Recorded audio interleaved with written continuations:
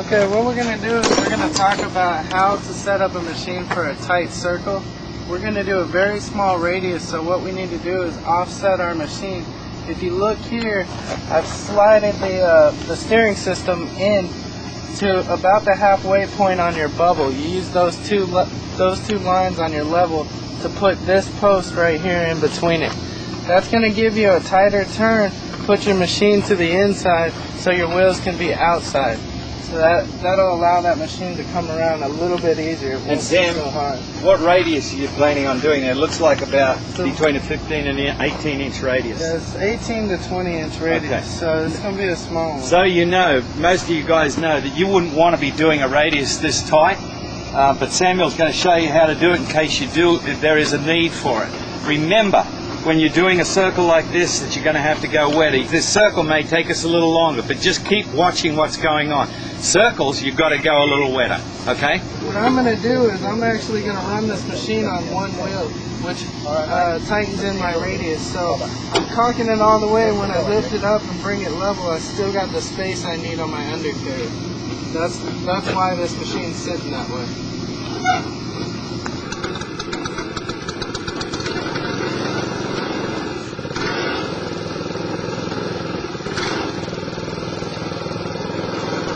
Sam's adjusted the speed of the machine. It's very important to do that. You don't want to go too fast or you will blow out your circle.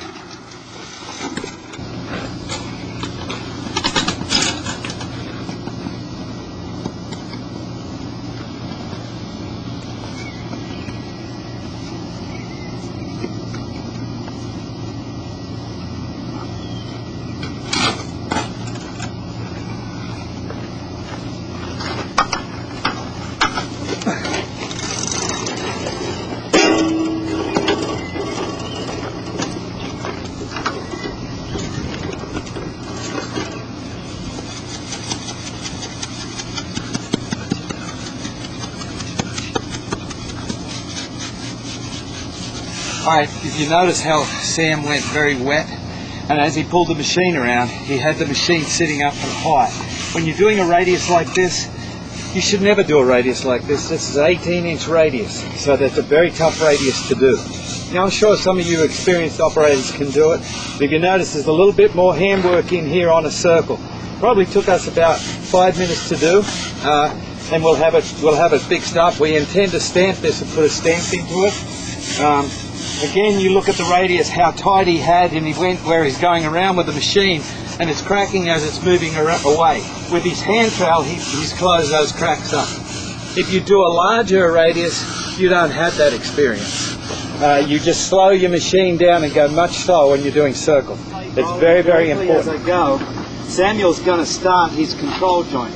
Now, if memory serves me correct, he brought the machine out here. So your control joint would be one there. I'll even mark it for him as I'm going. I'm doing them about every 2 feet, and that's okay, especially when you're doing circles, because you know that a circle is going to crack. You do know it. There should be his control joint. Again, I've dipped the roller in the slate release, and I'm going 2 feet. Dipping again. I'm not even concerned that this roller has a pattern to it. If you notice, it's not even a worry to me. I just come around as long as I've got enough release powder to allow my main roller to put a stamp on it. That's all I care about. And I'll show you a thing about these slate rollers, so you needn't be afraid of them. If you let me finish this up first. Again, I'm using a buff tan in colour, and I'll come back right around there. Now, watch this roller. I'm going to dip it one time, and I'm going to roll it the opposite way. I'm going to go all the way around this way. Does it matter? Nope.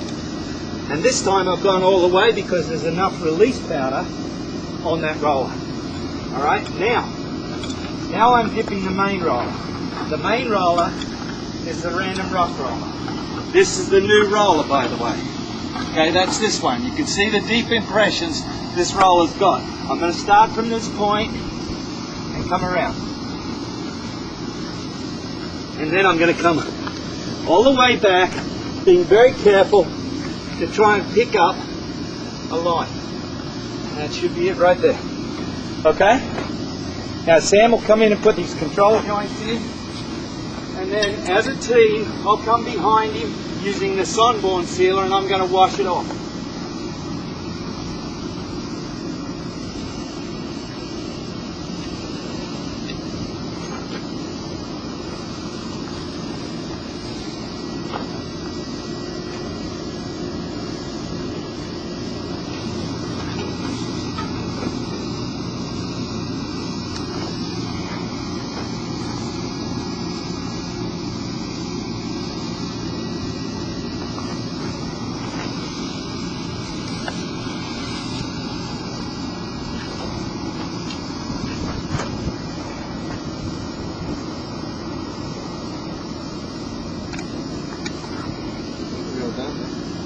Go ahead and close it up.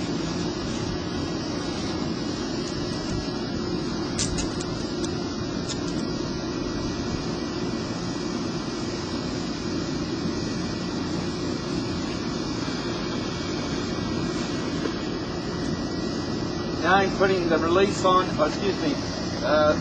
release, and washing it off with the Sonborn sealer.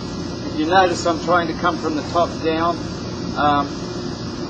I would dress this nozzle up. The nozzle is not spraying correctly again, but in order to save or conserve the amount of product that you're using, you wash it down from the top and try not to get it onto your grass. And generally with these sprayers you can do that by just tightening up the nozzle just a touch. But you can see the finished product. It barely comes around here and spans over the top of it. You can see that it's a nice curve.